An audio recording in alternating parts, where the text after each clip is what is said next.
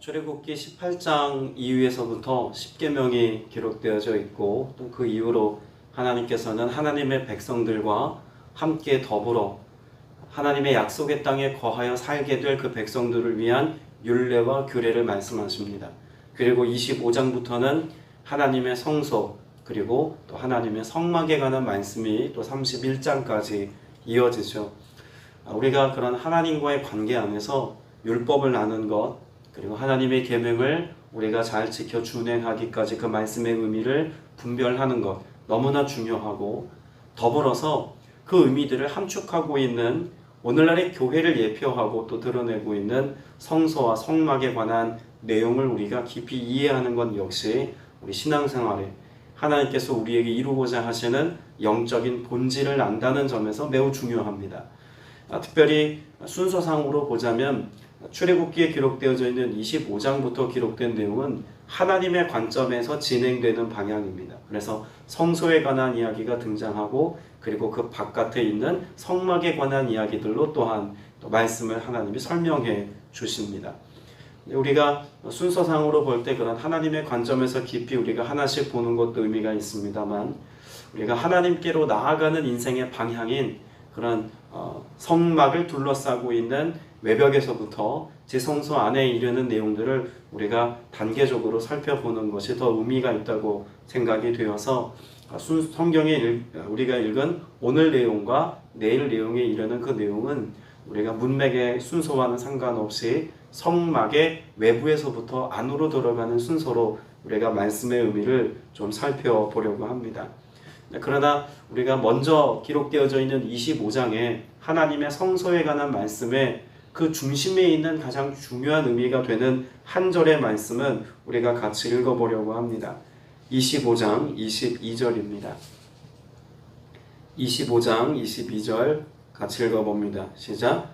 거기서 내가 너와 만나고 속죄소 위 곧 증거궤 위에 있는 두 그룹 사이에서 내가 이스라엘 자손들 위하여 내게 명령할 모든 일을 내게 이르리라. 자, 그러면 하나님께서 결국 성소와 성막의 모든 것들을 하나님의 양식과 하나님의 뜻 안에서 만들도록 하신 가장 중요한 목적이 있다면 뭐라고 말할 수 있을까요? 오늘 22절에서 말씀하고 있는 것처럼 거기서 내가 만나고입니다. 하나님께서, 창조주 하나님께서 피조물 된 하나님의 형상을 따라 지음받은 하나님의 거룩한 백성된 자들을 만나주시기 위해서 하나님은 그 성소 안에 임재하시겠다는 것이죠. 그래서 하나님께서 만나주심을 통해서 우리의 삶에 하나님의 인도하심과 또 하나님의 뜻을 쫓아 살아가는 삶을 가능케 하시겠다고 말씀합니다. 그럼 단지 하나님과 우리가 인격적으로 만나야 하는 어떤 상태와 상황에 대해서만 말씀하고 있는 걸까요? 그렇지 않죠? 하나님께서는 만나시는 이유가 있습니다. 왜 만나주시겠다고 말씀하냐면 내가 이스라엘 자손을 위하여 내게 명령할 모든 일을 내게 이르리라 라고 말씀합니다. 하나님 만나서 뭐 하시겠다는 겁니까? 말씀하시겠다는 것입니다. 그럼 우리가 오늘 하나님의 성전에 나와서 예배하는 목적, 오늘 우리가 신앙인으로 살아가는 동안 하나님의 말씀을 대면하고 또 기도의 삶을 살고 경건의 삶을 구별해 살아가는 가장 중요한 그런 이유와 목적이 있다면 주님의 말씀을 듣는 데 있는 것입니다. 단지 설교 듣는 상황에 대해서 말씀드리는 것이 아니면 여러분 잘 아시겠죠. 인격적으로 내가 주님을 만나서 그 가운데 내게 들려주시는 레마의 주님의 음성은 설교를 통해서든 기도 가운데 주님이 우리에게 세밀한 음성으로 말씀하시는 것이든 성도들과의 교제 속에서 하나님께서 발견하게 하는 것이든 하나님의 세밀한 음성은 꽃향기로도 바람으로도 어떤 모습으로도 우리에게 주어질 수 있습니다. 중요한 것은 내가 그 주님과 인격적인 만남을 통해서 하나님의 말씀하심을 확증받고 살아가고 있는지가 중요하다는 이야기입니다. 우리가 예배자로 살아간다는 것, 하나님의 자녀가 되어 오늘 믿음의 여정을 걸으며 산다는 것은 하나님과 오늘 이 순간 무관하여 살아가는 것이 아닙니다. 주님과 만나는 것이 신앙생활이고 그 만남 속에서 내게 들려주시는 주의 음성과 그 말씀을 늘 듣고 순간순간 그 말씀에 대한 반응으로 살아가는 것이 성도의 삶인 것을 이 성막을 통해서도 하나님은 말씀해 주시고 가르쳐 주고 계시다는 것이죠. 그래서 오늘 저와 여러분이 기도하실 때에도 오늘 주님이 명령하시고 말씀하신 그 모든 일을 내게 말씀하실 때 내가 순종하고 따르겠습니다의 믿음의 결단이 회복되는 은혜가 있기를 축복합니다. 우리가 성막을 생각을 해보면 26장 말씀에 하나님께서는 성막을 만들라고 말씀하십니다. 혹시 성막 체험관 같은 데 가셔서 보신 적이 있는지 모르시겠습니다. 아니면 영상으로라도 성막이라고 하는 것의 모형 혹은 그 만들어진 내용들을 여러분이 보실 수 있는 기회들은 충분히 있다고 생각됩니다. 그럼 성막을 제일 먼저 보면 성막을 둘러싸고 있는 울타리를 우리는 제일 먼저 볼 수가 있겠죠. 이 너비로 보면은 약 길이가 한 25m 정도 됩니다. 그리고 길이를 보면 50m, 높이로 보면은 2.5m. 꽤 넓은 공간에 그런 처소가 하나님의 설계도 안에서 마련되어져 있다는 것을 우리는 알 수가 있죠. 자, 우리가 이 성막에 대해서 생각할 때 오늘 제가 3가지 이슈를 말씀을 드릴 텐데 성막들을 통해서 하나님께서는 무엇을 만드셨다라고 말할 수 있을까요? 울타리를 통해서 하나님은 경계를 만드셨다는 것을 알 수가 있습니다. 그러니까 세상과 하나님의 거룩한 공동체의 경계를 하나님이 만들어 놓으신 것이고 나아가서 우리가 읽은 26장 33절 말씀에 보면 성소와 지성소 역시도 휘장으로 뭐 하라고 말씀하십니까? 구분하라 라고 말씀합니다. 그러면 하나님께서 교회 공동체를 통해서 말씀하시는 영적인 가치 중에 우리가 신앙의 영역에서 반드시 우리가 늘 바라보고 소망해야 될 것이 있다면 그것은 바로 구별됨입니다. 경계를 통해서 하나님께서는 구획을 정하시고 그 구획의 경계 안에서 하나님께 예배하는 예배의 모습을 말씀하시고 하나님의 임재의 처소를 하나님이 마련하셨다는 것은 구별된 장소 또 구별된 공간이 있음을 우리에게 말씀해 주는 것이죠. 여러분, 이 울타리를 우리는 무엇해야 할까요? 그 울타리 밖에서 울타리 안으로 들어오는 삶 혹은 안으로 들어가게 하는 삶을 우리는 살아야 합니다. 그러니까 울타리를 넘는 경계를 넘어선 삶을 살아야 한다는 이야기예요. 여러분, 이 경계는 넓은 의미에서 죄를 의미하기도 합니다. 우리가 하나님께로 나아가는 그 길이 막혀 있습니다. 무엇으로 막혀 있습니까? 죄로 인하여 막혀 있습니다. 그런데 그 경계를요, 누가 여셨을까요? 예수님이 여셨다고 분명히 요한복음 10장에 말씀하고 있습니다.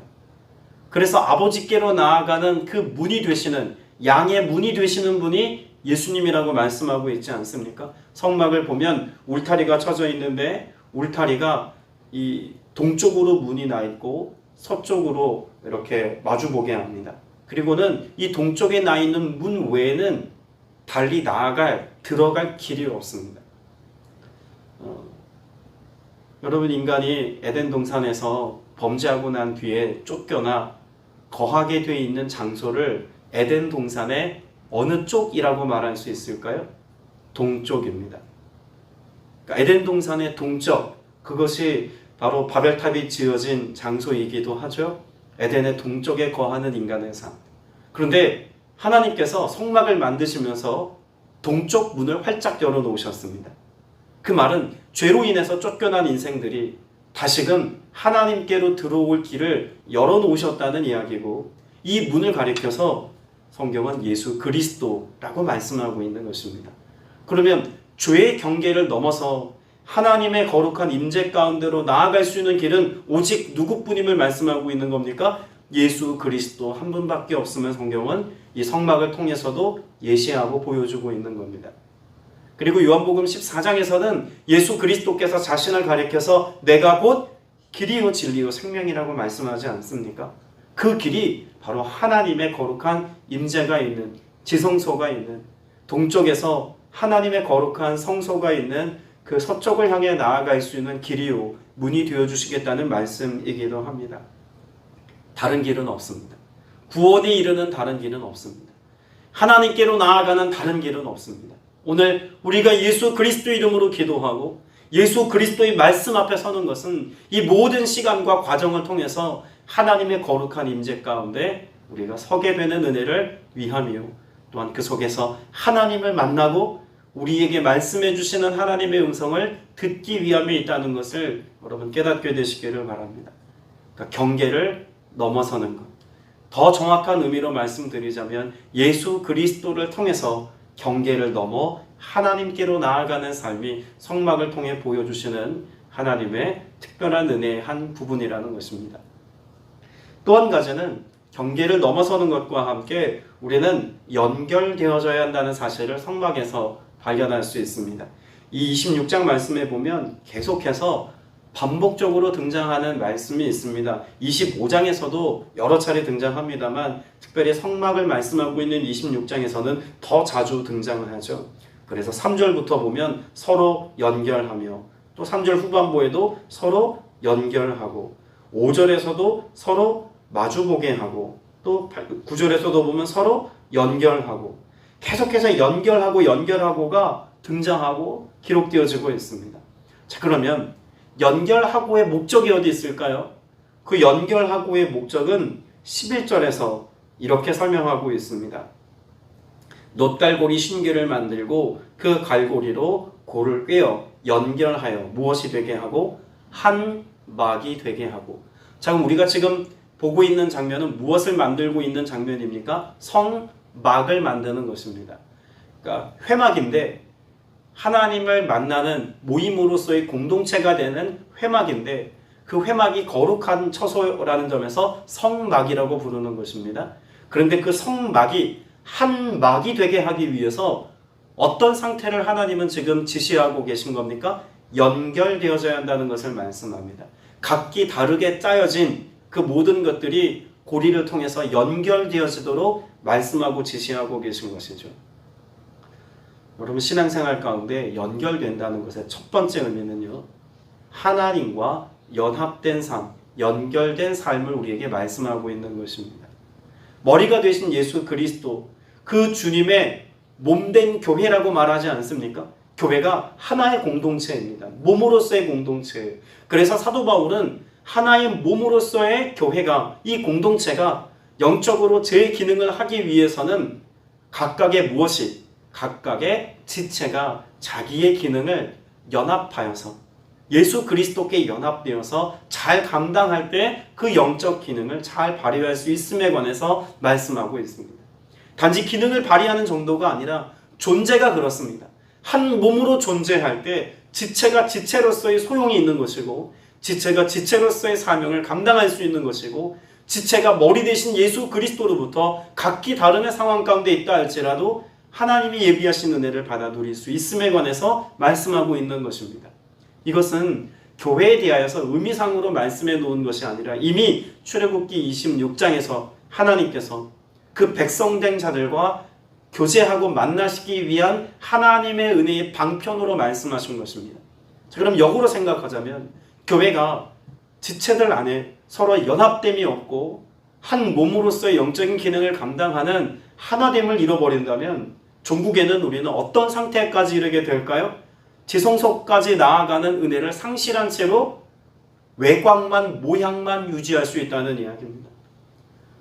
다시 말해서 교회가, 지체된 성도가 서로 연합할 때 그 연합함을 통해서 어디까지 나아갑니까? 하나님을 대면하고 하나님의 말씀을 듣는 은혜의 자리까지 나아갈 수 있다는 거죠. 성도들의 연합. 여러분, 이것이 왜 중요한지는 이미 예수님께서 우리에게 가르쳐주신 교훈을 통해서 잘 알고 있습니다. 두세 사람이 내 이름으로 모인 그곳에, 그 모였다라고 하는 말 자체가 연합하여 한 몸을 이루었다는 의미입니다. 그 교회가 될 때, 우리가 한 몸이 될 때, 그래서 연합함을 통해서 공동체를 이룰 때 그 속에 임재해 계신 하나님의 임재와 사랑과 은혜를 누릴 수 있다는 것이죠. 그러면 성막은 여러 가지의 고리들로 연결되어져 있습니다. 주님은 우리가 교회됨을 가르쳐 주셨을 때 무엇으로 연결되어져야 한다고 말씀하고 있을까요? 사랑의 연결고리입니다. 사랑의 고리로 연결되어지고 연합됨을 말씀하죠. 하나님과 인간의 삶이 연합되어지기까지 예수님께서 보이신 것이 무엇입니까? 눈에 보이는 것은 십자가입니다. 그러나 십자가 위에서 예수님께서 대속의 희생제물이 되어 죽으심을 통해서 우리에게 보여주신 삶의 가치가 있다면 그것은 다름 아닌 희생의 사랑입니다. 하나님께로 나아가기 위해서 25장에도 보면 그 시은자의 피를 뿌려서 그래서 그 피로 하나님께 나아갈 것을 명령하고 말씀합니다. 그 피뿌림의 은혜의 역사는 누굴 통해서 단번에 치루어진 희생의 제사가 되었다고 말씀합니까? 예수 그리스도께서 우리를 위하여 찢기시고 죽으심을 통해서 단번에 이루신 희생의 제물이 되심을 통해서 그 보혈의 공로로 우리가 하나님께 나아갈 길을 얻었다는 것을 우리는 이미 신앙상식으로 잘 알고 있습니다. 주님이 우리에게 열어놓으신 그 십자가를 통해서 사랑이라는 가치를 배웠기에 그것을 알기에 우린 그 사랑에 의지해서 대속의 은혜를 따라 하나님 앞에 예수 그리스도의 이름으로 나아가는 것 아니겠습니까? 연합을 이룬 것입니다. 예수님께서는 십자가로 사랑으로 깨어진 인간과 하나님과의 관계를 연합하여서 하나가 되어지도록 역사하신 것이죠. 오늘 저와 여러분이 그렇게 하나님과 연결되어지기까지 지체와 지체 안에 서로 공동체 안에서 서로가 사랑이라는 이름으로 연합된 삶을 살아가는 일에 힘써 지키시기를 주님의 이름으로 축복합니다. 단지 교회 성도들끼리 사랑의 교제를 나누라는 의미뿐만이 아니라 모든 지음받은 하나님이 지으신 모든 피조물에 관하여서 우리는 사랑의 시각과 사랑의 마음과 사랑의 태도를 가지고 살아가야 한다는 것을 꼭 기억하시기를 바랍니다.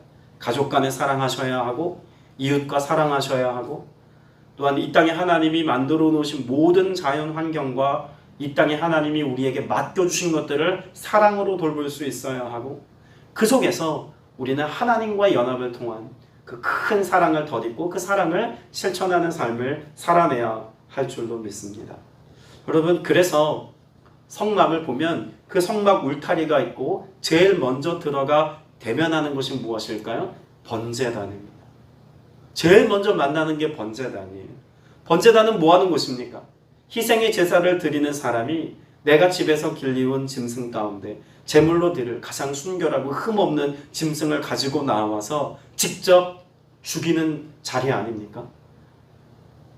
나 죽음을 대신한 짐승을 거기서 죽이는 겁니다. 그 희생의 제사가 얼마나 잔혹한지를 우리는 잘 알죠. 그런데 그 잔혹함이 내가 죽을 수 없게 희생 제물이 죽임당하는 이 장면을 보여주심을 통해서 우리에게 무엇을 말씀하시려고 하셨던 것일까요? 이제는 희생의 제물을 드리는 것이 아니라 영원한 희생의 제물이 되신 예수 그리스도께서 우리를 위한 제물이 되어 죽으심을 통해서 하나님께로 나아갈 길을 열어주셨다는 것을 이 번제단을 제일 먼저 만나게 하신 이유이자 목적인 것입니다. 레위기 3장에서 이 번제단에 드려질 제물의 상태를 뭐라고 말합니까? 흠 없는 것이라고 말합니다. 하나님 앞에 흠 없이 드려질 인생이 누가 있습니까? 아무도 없지요. 그러나 육신을 입고 이 땅에 오신 하나님의 아들 예수 그리스도는 흠 없는 몸으로 하나님 앞에 향기로운 제물이 되어 우리를 대신하여 죽으심으로 구원의 길을 열어놓으신 줄로 믿습니다. 그렇게 번제단을 지나면 만나게 되는 두 번째 성물이 있는데 바로 물두멍입니다. 여러분 이 번제단이 우리에게 구원을 의미한다면 물두멍은 우리에게 성화 혹은 성결을 말씀해 주고 있습니다. 그러니까 우리가 앞에서 제일 먼저 나누었던 것이 무엇입니까? 경계를 넘어서는 것이고 두 번째가 우리가 연결되어지는 것이다라고 말씀드렸다면 세 번째 물두멍을 통해서 알 수 있는 것은요 마주보는 것입니다. 앞서도 잠깐 언급했습니다만 5절 말씀에도 보면 서로 마주보게 하고 라고 하는 말씀이 기록되어져 있고 또 35절에도 보면 마주하게 할지며 라고 하는 말씀이 있습니다. 여러분 특별히 35절에 기록되어져 있는 이 휘장 바깥 북쪽에 상을 놓아두고 남쪽에 등잔대를 놓아 상과 마주하게 하는 이 장면은요 여러분 하나님께서 우리의 삶을 비추어 주시고 마주봄을 통해서 조명하심을 우리에게 가르쳐 주고 있는 내용입니다.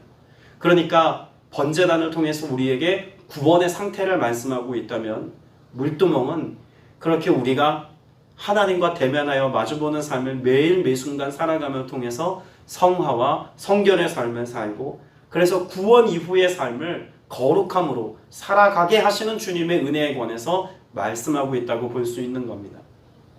우리는 그런 울타리 밖에 거하던 사람들이었습니다. 그런데 예수 그리스도의 대속의 은혜를 통해서 우리는 울타리 안으로 들어올 수 있는 은혜를 입은 자들입니다. 그리고 이 은혜는 예수 그리스도께서 우리를 위하여 흘리신 보혈의 공로, 그 십자가 죽으심의 희생의 사랑을 통해서 이루어진 은혜의 역사입니다. 그런데 우리의 삶은 여기에 멈춰서는 것이 아니라, 구원의 확신에만 멈춰서는 것이 아니라 어디까지 이어져야 합니까? 날마다 물로 씻는 것과 같이, 그렇게 희생의 제사를 드린 자가 물두멍에 나아가 그 얼룩진 피를 깨끗하게 씻고 정결함을 입는 것과 같이, 날마다 주님의 말씀으로 깨어 기도함을 통해서 무엇보다 성령의 조명하심과 인도하심을 따라서 거룩과 성결의 삶을 살아가는 삶의 모습이 있어야 한다는 것을 성경은 우리에게 말씀해 주고 있죠. 때문에 오늘 저와 여러분이 신앙생활을 생각할 때는 반드시 두 가지를 균형 잡힌 신앙생활의 축으로 이해하고 있어야 합니다. 구원과 성화 혹은 성결입니다. 그래야 우리의 삶이 어디에 도달할 수 있다는 이야기일까요? 하나님의 지성소 안으로 들어가 하나님의 임재를 경험하는 삶을 살고, 하나님의 세미한 음성을 듣고 하나님의 뜻과 목적에 합당하는 믿음의 삶을 여전히 살아갈 수 있는 인생이 될 수 있다고 가르쳐 주고 계신 줄로 믿습니다. 우리는 지금 울타리와 또 번제단과 물두멍까지 그 성소 외곽에 있는 모습들을 우리가 주목해 보았습니다. 우리는 내일은 성소 내부로 들어가서 그 안에 있는 의미들을 우리가 좀 살펴볼 터인데, 오늘 여러분 기도하실 때 그런 성막 바깥에 있던 인생을 불러 하나님의 거룩한 임재의 자리로 초청해 주시고 불러신 은혜에 대한 감격을 가지고 내가 성령의 인도하심을 받는 아들의 권세 누리며 살게 하여 주옵소서. 믿음으로 기도하여 은혜를 누리게 되시기를 주님의 이름으로 축복합니다. 기도드리겠습니다. 은혜가 풍성하신 아버지 하나님, 우리를 불러 하나님의 거룩하고 또 구별된 임재의 자리로 초청해 주심에 감사드립니다. 주님 앞에 나아가는 길이 성도의 연합에 있음을 우리로 알게 하여 주셨사오니, 교회가 되어 지체가 되어 하나의 몸을 이루듯 교회로 살아갈 때 오직 주 예수 그리스도의 사랑을 갈망하며 그 은혜를 덧입어 우리들 또한 사랑으로 연합된 삶을 살 수 있도록 역사하여 주옵소서. 그렇게 연합된 교회 안에서 하나님의 거룩한 임재와 주님의 세미한 음성을 듣고 더욱더 주님의 뜻을 이루는 삶을 살아가는 믿음의 성도를 되어지기를 간절히 소망합니다. 성령의 인도하심을 따라 거룩한 삶을 살고 구별된 삶을 살고 성화된 삶을 살아서 주님께서 우리에게 말씀하신 성결의 능력으로 세상을 넉넉히 이기며 살아가는 믿음의 성도들 다 되게 하여 주옵소서. 주께서 이 놀라운 복된 삶을 오늘도 누리며 살게 하실 것을 믿사옵고 살아계신 우리 구주 예수 그리스도 이름으로 간절히 기도드렸사옵나이다. 아멘.